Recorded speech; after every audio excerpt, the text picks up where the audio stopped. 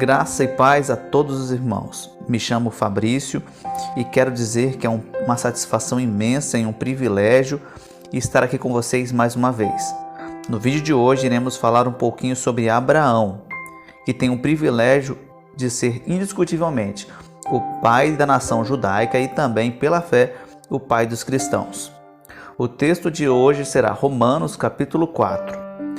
E o texto diz assim: Portanto, que diremos do nosso antepassado Abraão? Se de fato Abraão foi justificado pelas obras, ele tem do que se gloriar, mas não diante de Deus. Que diz a Escritura? Abraão creu em Deus, e isso lhe foi creditado como justiça. Ora, o salário do homem que trabalha não é considerado como favor, mas como dívida. Todavia, aquele que não trabalha, mas confia em Deus, que justifica o ímpio, sua fé lhe é creditada como justiça. Davi diz a mesma coisa quando fala da felicidade do homem a quem Deus credita justiça independente de obras. Como são felizes aqueles que têm suas transgressões perdoadas, cujos pecados são apagados.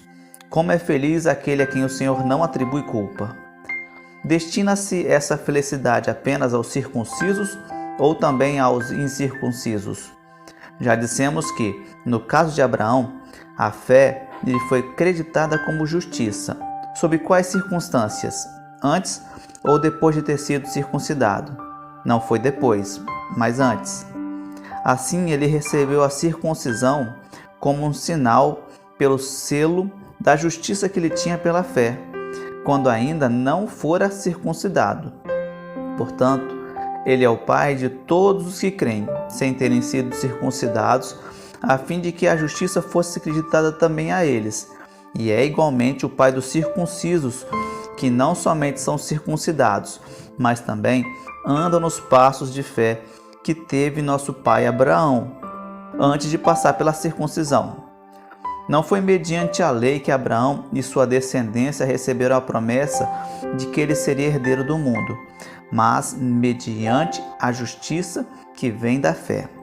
Pois, se os que vivem pela lei são herdeiros, a fé não tem valor e a promessa é inútil, porque a lei produz a ira, e onde não há lei, não há transgressão.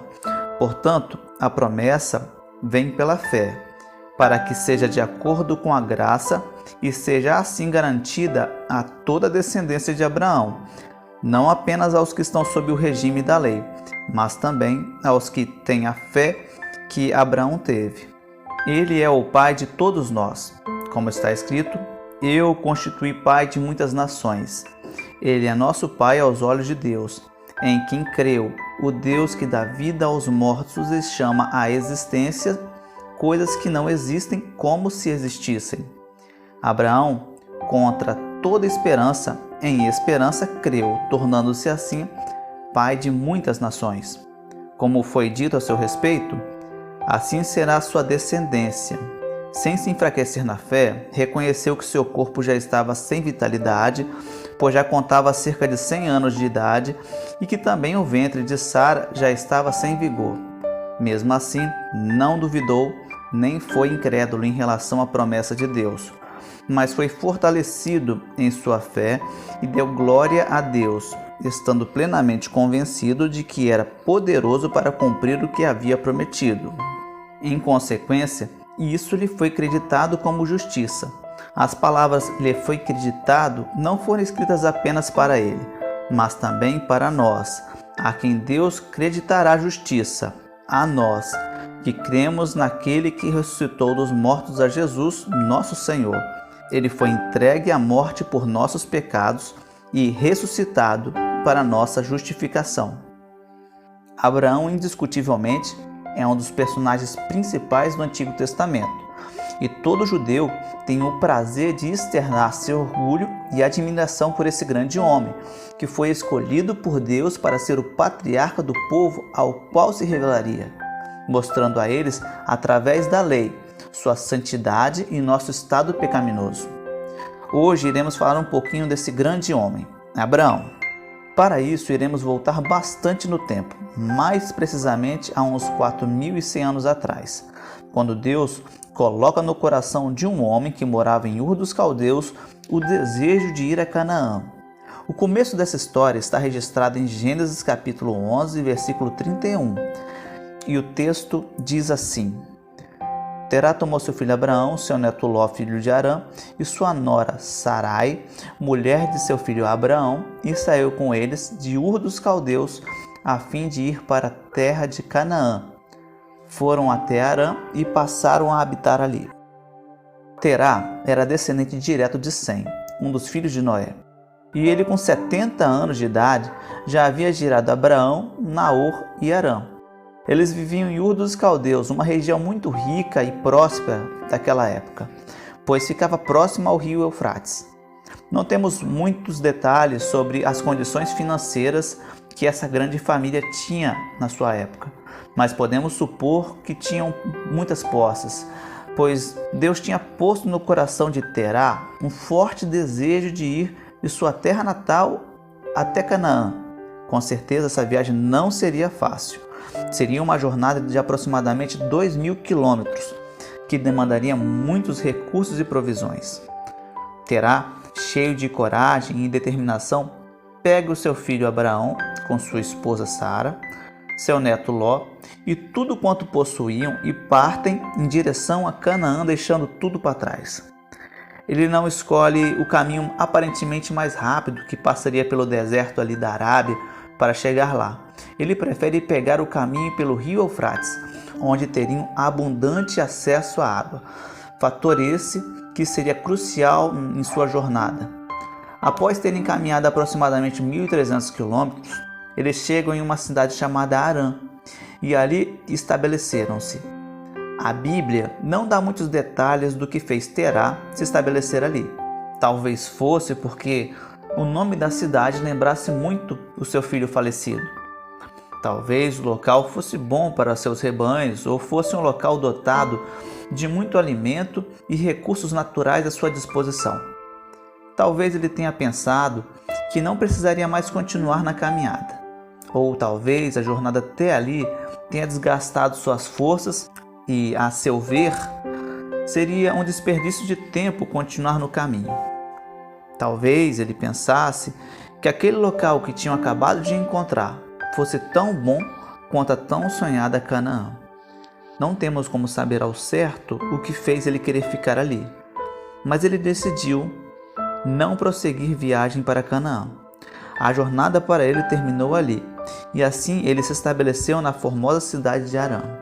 Mas Deus tinha um grande plano naquela família, e aquela cidade que estavam não era o local que deviam estar.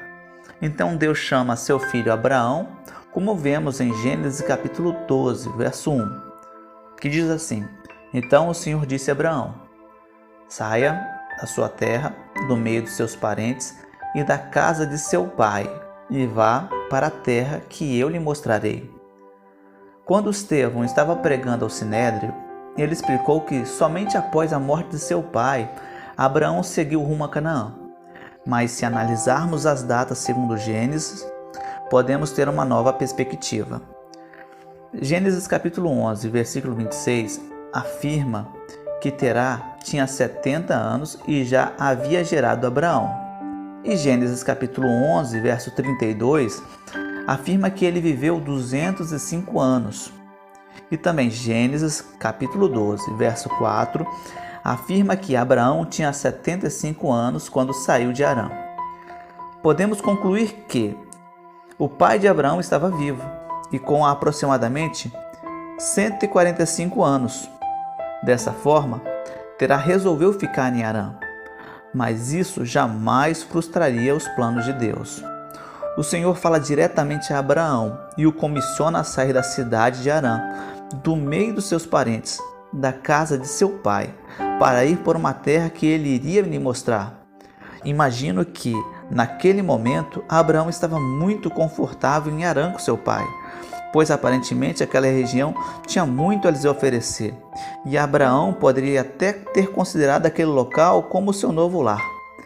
Deus lhe faz uma grande promessa que está registrada no versículo 2 e 3 do capítulo 12, que diz assim: farei de você um grande povo e o abençoarei. Tornarei famoso o seu nome e você será uma bênção. Abençoarei os que te abençoarem e amaldiçoarei os que o amaldiçoarem. E por meio de você, todos os povos da terra serão abençoados. De imediato, Abraão partiu com sua família e seu sobrinho Ló rumo ao desconhecido, deixando seu pai em Harã.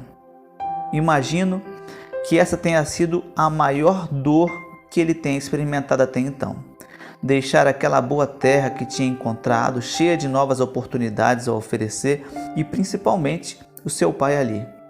Deve ter partido o coração dele. Mas ainda assim, Abraão, com 75 anos, acredita na promessa feita por Deus e pela fé começa a jornada com sua família acreditando unicamente no que Deus lhe tinha prometido. Nessa promessa, vemos que Deus assegura a Abraão que ele seria muito mais abençoado do que já havia sido e que faria dele um grande povo.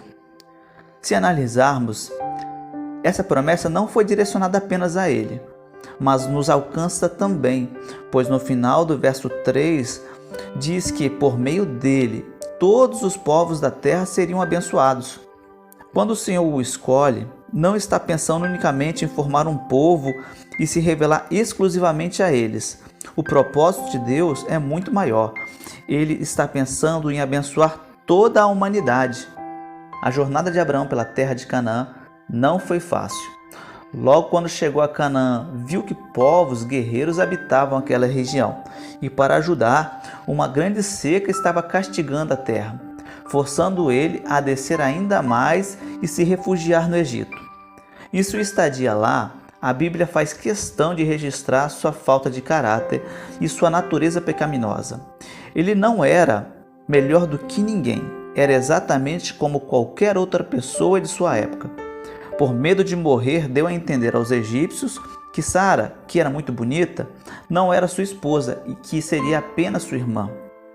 A única coisa que distinguia Abraão das outras pessoas era a fé que ele tinha em Deus. É muito interessante ver que a Bíblia não relata seus heróis como homens perfeitos e sem falhas. Muito longe disso. Ela mostra a pecaminosidade e a necessidade de serem auxiliados e ajudados por Deus, revelando assim que jamais existiu um homem justo. A família de Abraão também não era perfeita, pois quando voltaram do Egito, os pastores de Abraão e Ló começaram a discutir. Abraão, tentando resolver essa situação tensa, pede que Ló escolha uma direção e siga com sua família. Imagino que essa separação também tenha afetado profundamente Abraão. Após a morte de Harã, quando ainda moravam em Ur dos Caldeus, Abraão se sentiu na obrigação de cuidar de Ló e passou a considerá-lo como um filho, vendo nele, talvez, o futuro do sangue de sua família. Deus demonstra novamente todo o seu cuidado e amor, assim como antes tinha feito. E lhe faz agora uma nova promessa. Nela, Deus o assegura que ele receberá o que talvez possa supor o que mais desejava o seu coração, uma descendência genuína. O registro está em Gênesis capítulo 13, do versículo 14 ao versículo 16. E o texto diz assim: Disse o Senhor a Abraão, depois que Ló separou-se dele: De onde você está? Olhe para o norte, para o sul, para o leste e para o oeste. Toda a terra que você está vendo darei a você e a sua descendência para sempre. Tornarei a sua descendência tão numerosa como o pó da terra. Se for possível contar o pó da terra, também se poderá contar a sua descendência. Abraão e sua mulher eram pessoas idosas quando receberam essa promessa.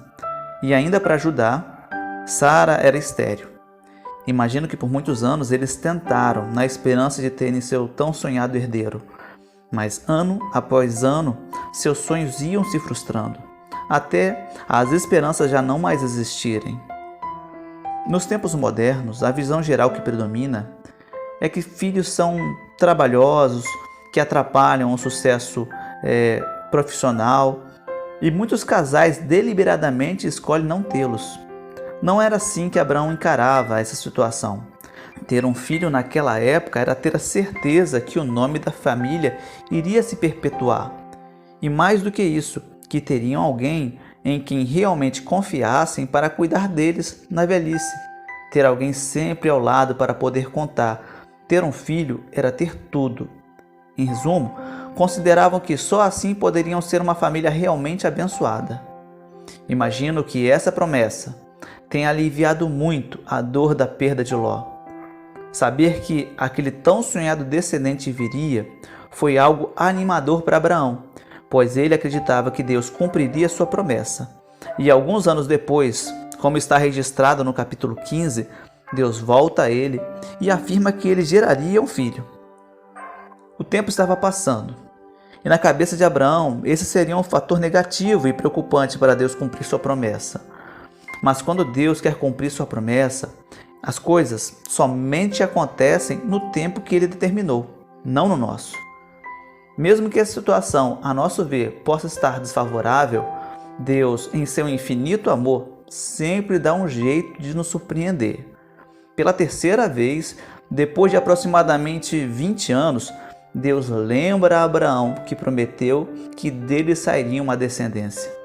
Em Gênesis capítulo 17, versículo 2, está escrito: estabelecerei a minha aliança entre mim e você, e multiplicarei muitíssimo a sua descendência.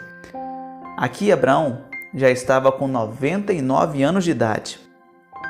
Ele sabia que se dependesse de sua força ou virilidade, não poderia cumprir essa promessa, muito menos sua esposa Sara, que também era idosa e estéril. Mas exatamente um ano depois, quando Abraão completou 100 anos de idade, Isaque, o filho da promessa, nasceu. Imagino que deva ter sido o momento mais feliz na vida de Abraão. A tão esperada promessa que tinha sido feita há aproximadamente 20 anos atrás se cumpriu. Abraão é o pai da fé, pois creu na promessa de Deus contra toda a esperança. Quando tudo parecia desfavorável, ele ainda acreditava. Quando as dificuldades vieram, ainda assim ele acreditava. Ele era falho e pecador, como todos nós. Entretanto, jamais deixou de acreditar e se refugiar em Deus. Isso definitivamente fez de Abraão o pai da fé. E sabemos que da linhagem dele, Deus traçou o nosso tão esperado Salvador, que veio para nos libertar da escravidão do pecado e do juízo merecido. Agora que já vimos um pouquinho quem foi Abraão, podemos voltar para a carta aos Romanos. Paulo começa dizendo: portanto, que diremos do nosso antepassado Abraão? Se de fato Abraão foi justificado pelas obras, ele tem do que se gloriar, mas não diante de Deus. Que diz a Escritura? Abraão creu em Deus e isso lhe foi creditado como justiça. O apóstolo Paulo primeiramente quer deixar claro uma coisa. Por mais que Abraão tenha sido um homem que fez coisas extraordinárias, não foram as obras, nem seus atos de coragem, que aliás foram poucos, que o salvaram. Não. Como vimos, ele era um homem como qualquer outro em sua época, cheio de altos e baixos, tão pecador como qualquer um de nós hoje. Entretanto, ele, exatamente como nós, aguardava um Salvador, alguém que pudesse ajudá-lo em suas fraquezas, libertando-o de sua escravidão. Logo, suas obras jamais poderiam justificá-lo em sua condição. No entanto, ele foi justificado, não por suas obras, e sim pela fé. Ele acreditou quando Deus lhe fez as promessas e se manteve firme na fé. E o apóstolo continua: ora, o salário do homem que trabalha não é considerado como favor, mas como dívida. Todavia, aquele que não trabalha, mas confia em Deus que justifica o ímpio, sua fé lhe é acreditada como justiça. Davi diz a mesma coisa quando fala da felicidade do homem a quem Deus acredita justiça independente de obras. Como são felizes aqueles que têm suas transgressões perdoadas, cujos pecados são apagados. Como é feliz aquele a quem o Senhor não atribui culpa.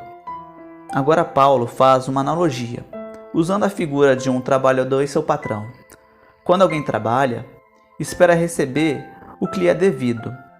O patrão não está fazendo nenhum favor lhe pagando, apenas dando a ele o que é justo.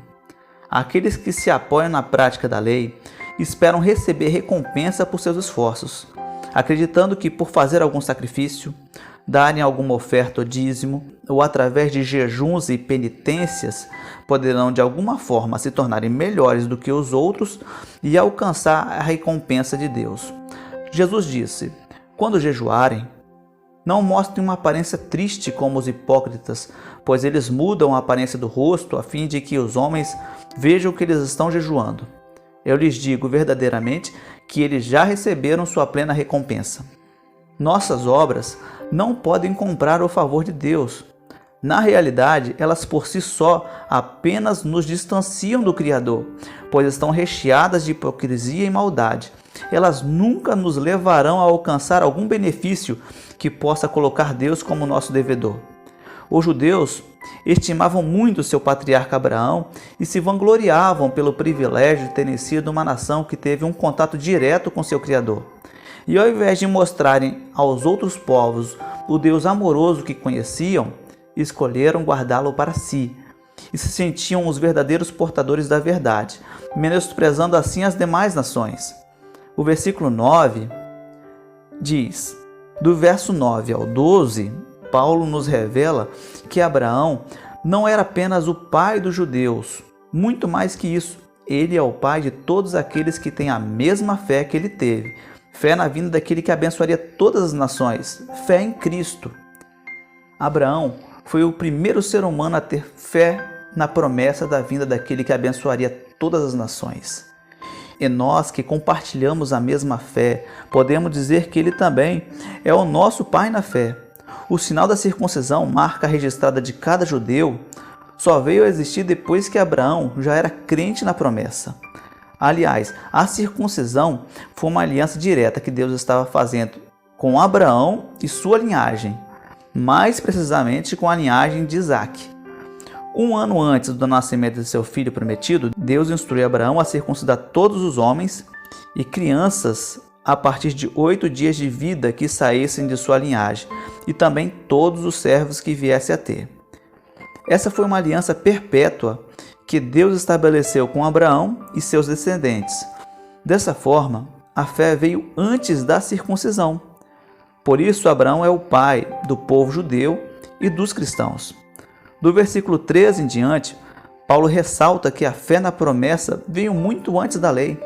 A lei veio nos mostrar o quanto somos pecadores. Através dela, reconhecemos nossa falha dia após dia. Mesmo sabendo que estamos errados, não conseguimos nos consertar, produzindo assim em nós sentimento de ira. Mas onde não existe lei, também não existe transgressão. A lei mostra o padrão pelo qual devíamos viver. Se a justificação fosse baseada na lei, todos nós estaríamos perdidos. Mas a promessa veio muito antes da lei, revelando que só a fé na promessa poderia nos justificar. Abraão tinha tanta fé nas promessas de Deus que em determinado momento, quando Isaque era jovem e Abraão estava provando sua fé a Deus, acreditava que Deus era poderoso para ressuscitar seu filho caso ele o sacrificasse. Abraão é o exemplo de fé para todos nós. Nas maiores dificuldades, ele não se deixava abater. Sempre estava apoiado nas promessas que Deus lhe tinha feito. Deus nos convida a ter a mesma fé que Abraão teve, de crer na vinda do Messias que tem poder para nos tirar do lamaçal do pecado em que nos encontramos, e crer que esse Messias é Jesus Cristo, que morreu por nós na cruz do Calvário, levando sobre si todo o nosso pecado. Como Isaías disse, o castigo que nos traz a paz estava sobre ele. A fé em Jesus nos salva de um futuro desastroso. E ainda mais importante que isso, ela nos dá forças para caminharmos diariamente, pois pela fé temos a certeza que Cristo estará conosco em todos os momentos da nossa vida, nos momentos bons e nos momentos ruins. Deus tem coisas grandes e maravilhosas para nós. Os descendentes de Abraão ocuparam Canaã, mas nós, o povo que aguarda e anseia o retorno de Jesus, aguardamos a Canaã celestial, que será o nosso lar, onde viveremos para sempre na presença de Deus. Gostaria nesse momento de fazer apenas uma aplicação. Se Deus te colocou na caminhada, mantenha-se na fé, pois a jornada é longa e só termina quando chegamos ao final. Saiba que durante toda a caminhada haverá um manancial de águas à nossa disposição e nunca estaremos sozinhos. Terá, pai de Abraão, desistiu no meio da jornada, mas os planos de Deus não podem ser interrompidos. Deus sempre colocará alguém para completar seus propósitos. Nós, como Igreja de Cristo, temos o privilégio de sermos usados pelo Senhor, cada um em sua área. Uns como diáconos, outros como pastores, outros como pregadores, outros como professores de escola dominical e muito mais. A jornada não termina aqui, ela continua, e nós não devemos achar que já terminou. Devemos continuar nossa jornada dia após dia, pois se desanimarmos e deixarmos a obra de lado, tenhamos certeza, Deus levantará outro para fazê-lo em nosso lugar. Mas quem sairá prejudicado seremos nós, pois ficaremos para trás. Entretanto, se mantivermos a fé até o final, tenhamos certeza, seremos salvos e desfrutaremos uma jornada maravilhosa na companhia de Deus. Cristo sempre estará do nosso lado, em todos os momentos, nos oferecendo água quando estivermos com sede e pão quando estivermos com fome. E no final, quando realmente chegar o fim, sabemos que teremos uma morada, onde estaremos todos juntos na presença de Deus. Muito obrigado, meus irmãos. Deus os abençoe. A paz do Senhor.